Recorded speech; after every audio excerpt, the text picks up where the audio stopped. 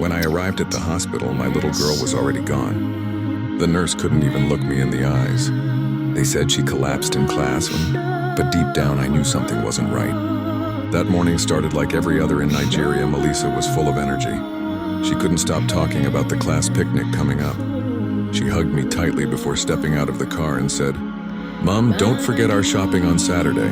I smiled and said, "I promise." I never knew that would be the last promise I'd ever make to her. 2 hours later, while I was at work, my phone rang. The school, they said Melisa had been taken to the hospital.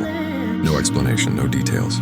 Just panic. I dropped everything and drove like a madwoman. But before I got there, another call came in. They said, "We're sorry, Aunt, she didn't make it." I froze. Everything around me went silent. I screamed so loud that my coworkers came running. When I finally reached the hospital, her body was already covered, cold, lifeless. The child I tucked into bed last night was gone. The school tried to act calm. "We're still investigating." Investigating what? No one would tell me what really happened in that classroom, so I went to her classmates. They hesitated at first, but then one of them whispered the truth. Melisa had answered a question incorrectly, and her teacher, the same man who smiled at me during open day, hit her hard on the head. She collapsed immediately.